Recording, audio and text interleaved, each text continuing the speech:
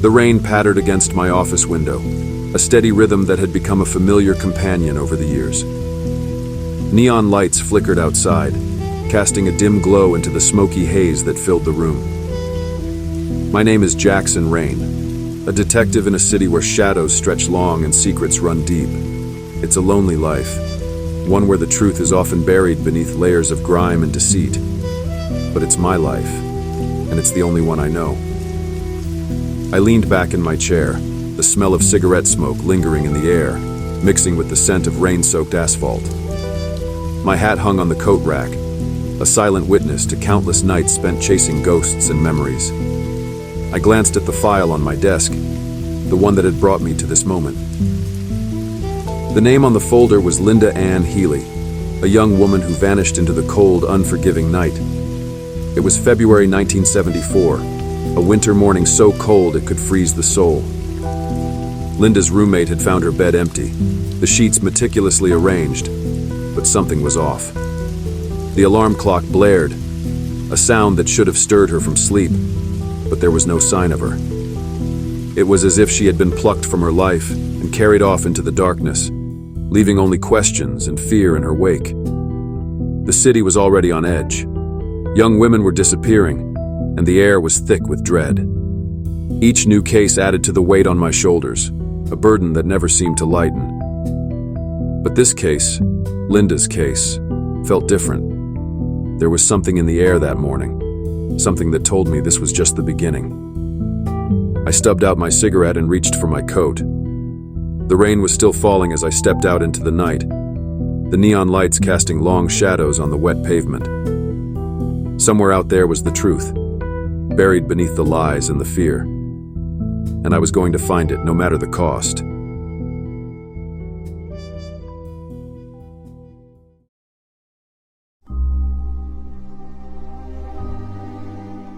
Act 1. The Disappearance.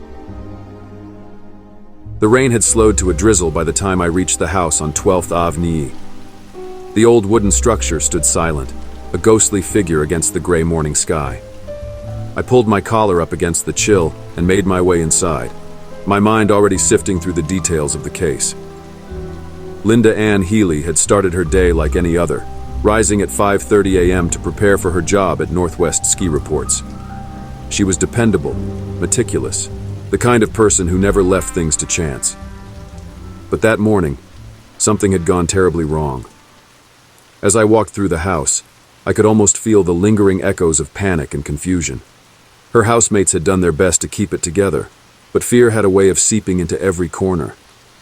The room where Lynda had slept was eerily tidy, the bed made with precision that seemed out of place. I could see it in my mind's eye, the alarm blaring, her roommate stepping in to turn it off, finding everything just a little too perfect. The bloodstains were a stark contrast to the orderliness of the room. A pillow soaked through, sheets that told a tale of violence. It didn't take a seasoned detective to know that something awful had happened here. But what puzzled me was the lack of struggle. It was as if she had been taken without a fight, plucked from her bed, and spirited away into the night.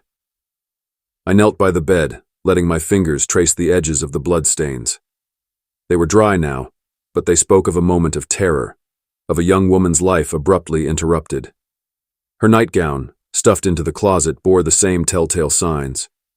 Dried blood on the neckline, a silent witness to whatever had transpired in the darkness. Outside, the city was beginning to wake, oblivious to the nightmare unfolding within these walls. Her bicycle was still in the basement, untouched. The side door had been left unlocked, an open invitation to whoever had taken her.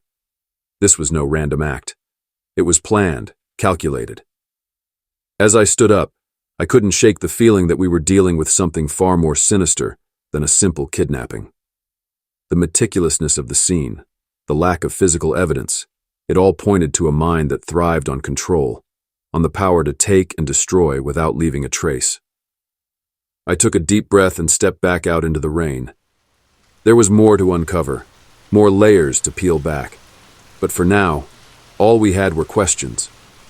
Who had taken Lynda Ann Healy, and why had they chosen her? The answers were out there, somewhere in the shadows, and I was going to find them, even if it took me to the darkest corners of the human soul. The investigation was just beginning, and I had a feeling this case was going to haunt me for a long time.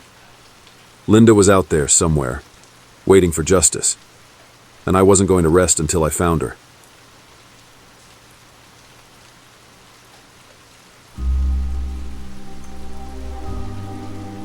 Act 2. The investigation begins. The rain showed no sign of letting up as I made my way to the station. It drummed a constant rhythm against the roof, a relentless reminder of the time slipping away. Lynda's case was fresh, but in this city, the news moved fast, and the panic was already setting in.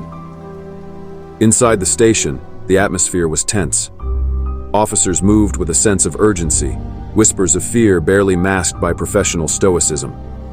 Captain Herb Swindler, a man whose face bore the weight of too many unsolved cases, met me with a grim nod.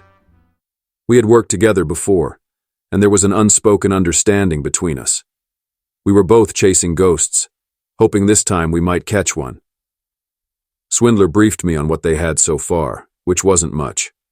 No witnesses, no solid leads, just a few pieces of evidence that painted a grim picture. The housemates had been interviewed, their statements consistent, but offering little in the way of new information.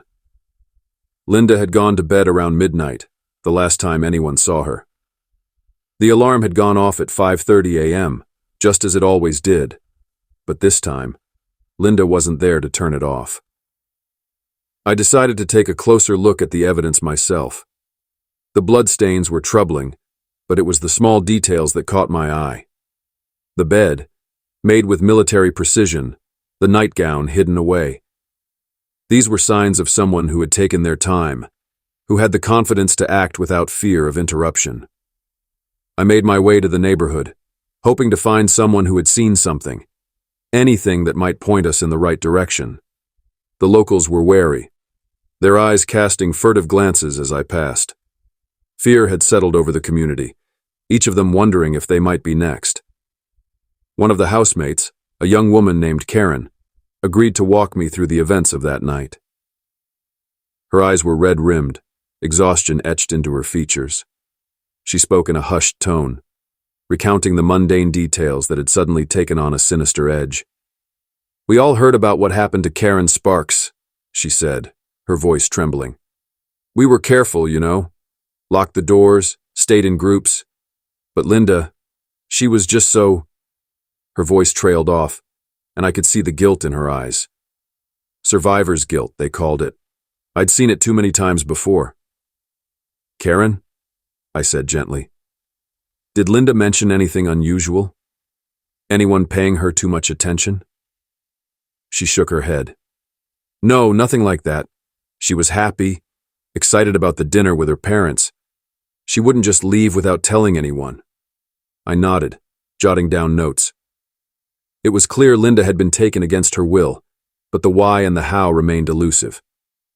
As I thanked Karen and left the house, my mind raced through the possibilities.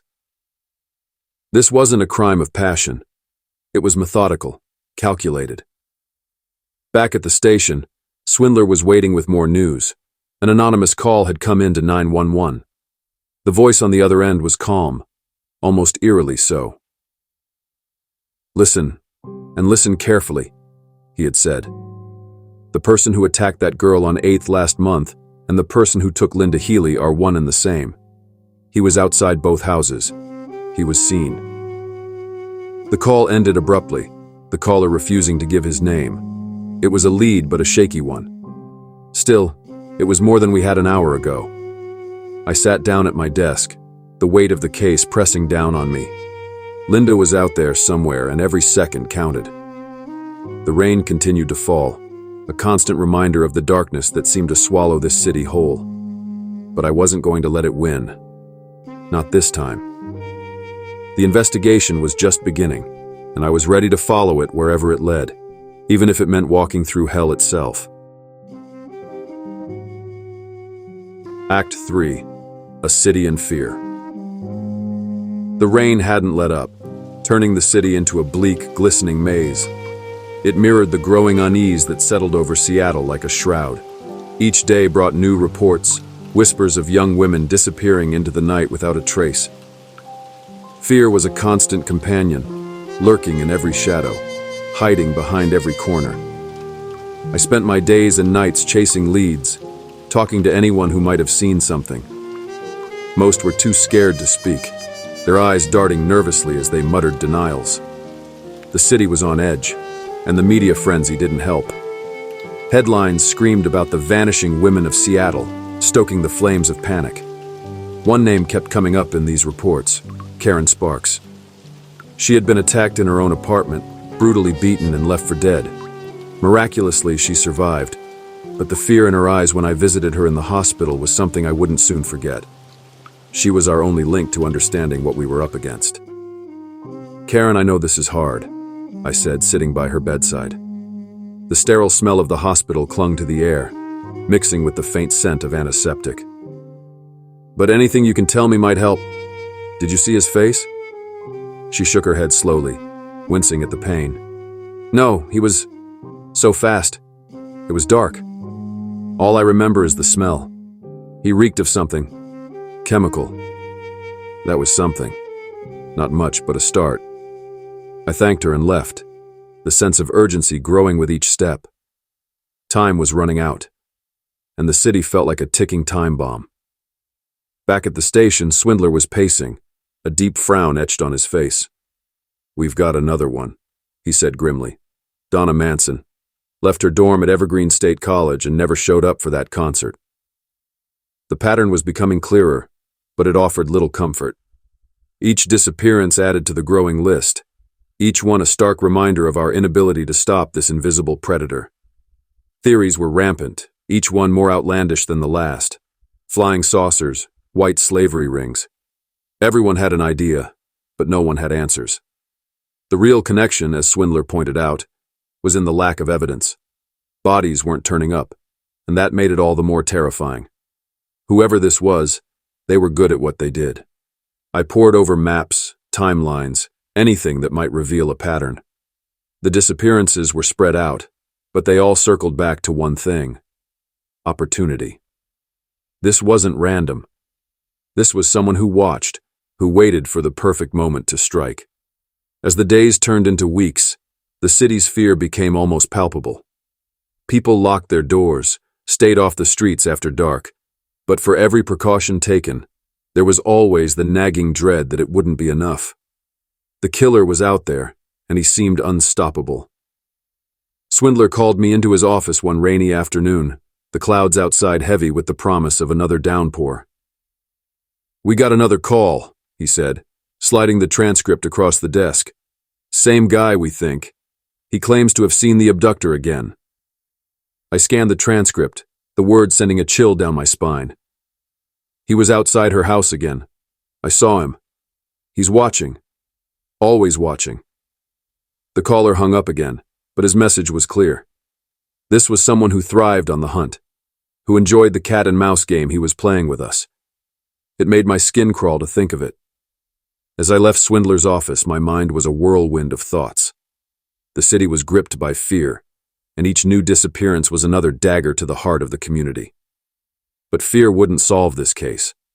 We needed to outthink him, to understand the twisted mind behind these acts. The rain began to fall again, a steady rhythm that matched the pounding in my head. Lynda, Donna, Karen, they were all pieces of a puzzle that seemed impossibly large.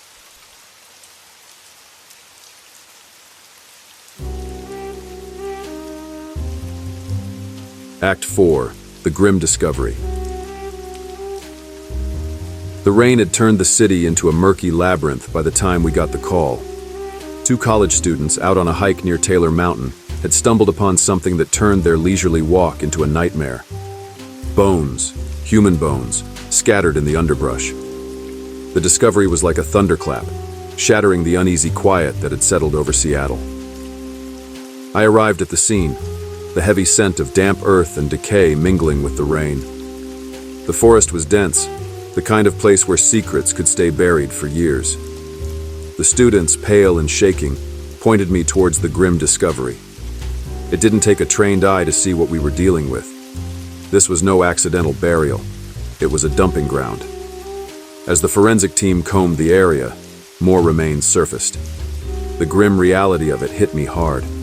Skulls, bones, fragments of lives brutally ended. One of the skulls bore a distinctive mark, a brutal fracture that spoke of unimaginable violence. Brenda Ball, missing since May 31st, 1974, had finally been found. But it wasn't just Brenda. More remains, identified through dental records and fragments of clothing, revealed the fates of Susan Rancourt and Roberta Parks. And then, the most chilling discovery of all, a skull identified as Lynda Ann Healy's. The initial shock gave way to a deeper horror as we realized the full scope of what we were dealing with. The evidence was clear. These women had suffered. Lynda's skull bore marks of a brutal beating, the same chilling precision seen in the other cases. The scene painted a picture of unimaginable cruelty, and it was a lot to process, even for someone like me who'd seen the darkest sides of humanity. I stood there, the rain soaking through my trench coat, staring at the remains of a life snuffed out too soon. The forest around me seemed to close in, the trees whispering secrets in the wind. This was Ted Bundy's graveyard, a place where he had brought his victims to die and rot away from prying eyes. The media descended like vultures, their cameras flashing, questions flying. But this wasn't a spectacle. It was a solemn reminder of the evil that walked among us. Each discovery added weight to our mission, driving home the urgency to catch this monster before he could strike again. Back at the station, we worked around the clock, piecing together the fragments of Bundy's twisted puzzle. The forensics team was meticulous, every bone, every piece of evidence carefully cataloged. It was a painstaking process, but it was the only way to bring justice to these women. Captain Swindler and I pored over the files, looking for patterns, for any clue that might have been missed. The details were chilling. Bundy's methodical stalking, his calculated abductions. He was a predator, and he had honed his craft to a deadly perfection. In the midst of this, we got word from Florida. Ted Bundy, sitting on death row for his crimes, had started to talk. It was a chilling development, but one that promised answers. Bundy had always denied involvement in the Washington disappearances, but now he seemed ready to confess. We listened as he described his actions in chilling detail. He spoke in the third person, a twisted attempt to distance himself from his atrocities. He recounted how he had stalked Lynda, watching her movements, learning her routines. He had broken into her home, overpowered her, and carried her off into the night. The methodical precision of his actions was terrifying. Bundy's confessions painted a picture of a man driven by dark, insatiable urges. He spoke of the thrill of the hunt, the satisfaction of control. It was clear that his crimes were not born of passion, but of a cold, calculating mind. He had planned each abduction meticulously, leaving nothing to chance. As I listened, a cold rage settled in my gut. This was the man who had taken so many lives, who had brought so much pain and fear. And yet here he was, speaking with a chilling calmness, as if recounting mundane details of his day. It was a stark reminder of the evil that exists in the world and the need to confront it head-on. The discoveries on Taylor Mountain were a grim milestone in our investigation, but they were just the beginning. There were more questions to answer, more layers to peel back. But for now, we had brought some measure of closure to the families, some semblance of justice for the victims. As I left the station that night, the rain still falling in a relentless downpour, I felt a renewed sense of purpose. The darkness was vast, but we had made a dent in it. And I wasn't done yet. There were more ghosts to chase, more truths to uncover. The hunt was far from over.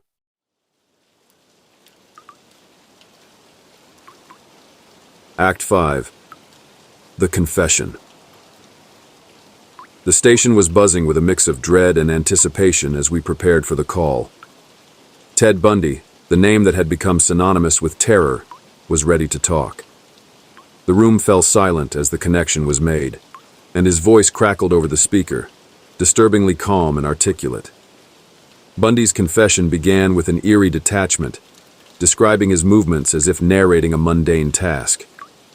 He recounted the day he first saw Lynda Ann Healy, how he had followed her, noting her routines, her habits. It was chilling to hear the meticulous planning that went into his crimes. He spoke of the night he took her. He had broken into her home, a place where she should have felt safe. The details were haunting. He described overpowering her, rendering her unconscious, and then carrying her to his Volkswagen Beetle, the front passenger seat already removed to make space for his grisly cargo. Bundy drove to Taylor Mountain, a secluded area east of Seattle. He spoke of the control he felt, the dark satisfaction of having his victim completely at his mercy. He forced Lynda to undress, then raped her, the words cold and clinical, devoid of humanity. Listening to Bundy describe the murder was like staring into an abyss. He bludgeoned her to death, the brutality of the act clashing with the calmness of his voice. He buried her body shallowly, knowing the elements and scavengers would take care of the rest. Bundy didn't stop at Lynda. He confessed to a series of other murders, each one a dark echo of the last. The details blurred together in a tapestry of horror. Susan Rancourt, Roberta Parks, Donna Manson. Each name represented a life snuffed out, dreams and futures stolen. As he spoke, I could sense the slight hesitation, the moments where his composure faltered. It was clear that despite his attempts to distance himself, the weight of his actions pressed on him. He stuttered occasionally, particularly when recounting the more gruesome aspects of his crimes, a faint crack in his otherwise impenetrable facade. Bundy admitted to returning to the burial sites, a macabre pilgrimage. He would perform necrophilic acts on the decomposing remains, a detail that turned my stomach. The depravity of it all was overwhelming, a stark reminder of the evil we were dealing with. The confession was a breakthrough, but it left us with more questions. Bundy's need to control, to dominate, was evident, but the why remained elusive. What drove a man to such depths of depravity? What twisted path led him to become a monster? As the call ended, I felt a mix of relief and frustration. We had the confession, the details that could bring some measure of closure to the families, but the darkness of Bundy's psyche, the true extent of his evil, was something we might never fully understand. Captain Swindler and I reviewed the confession, the weight of it heavy in the room. It was a victory, but a hollow one. The victims were still gone, their lives reduced to cold clinical details in Bundy's narrative. But we had a path forward, a way to tie up the loose ends and bring some justice to the names on our list. Bundy's execution was set, and with it, the promise of an end to his reign of terror. But the scars he left on this city, on the families, and on those of us who hunted him, would linger long after. As I left the station, I felt a resolve harden within me. The darkness might be vast, but it wasn't unbeatable. We had proven that tonight.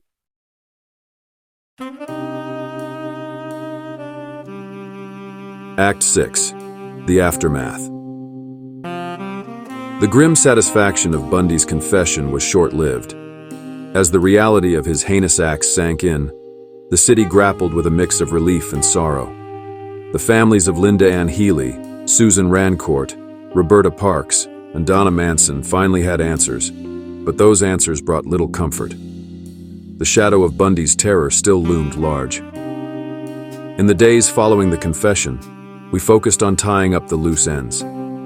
Bundy's detailed account of his crimes provided crucial evidence that helped close several unsolved cases. The forensic team confirmed many of his claims, and the pieces of the puzzle began to fit together. It was a victory for justice, but the cost had been high. I spent hours poring over Bundy's final confessions, each word a reminder of the evil we had confronted. His casual recounting of events, the chilling way he spoke of his victims as mere objects, left a bitter taste in my mouth.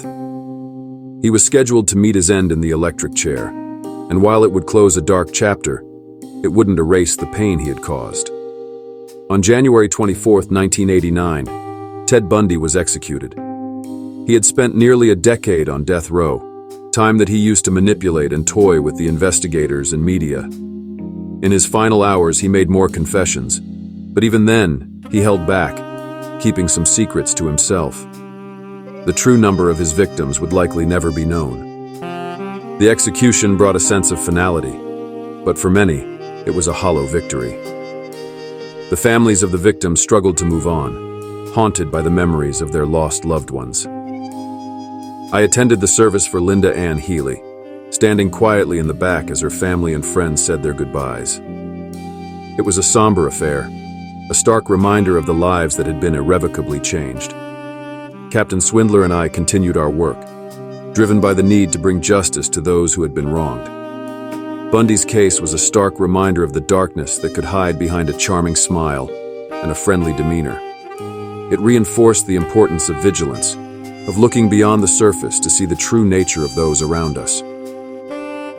As the weeks turned into months, the city slowly began to heal.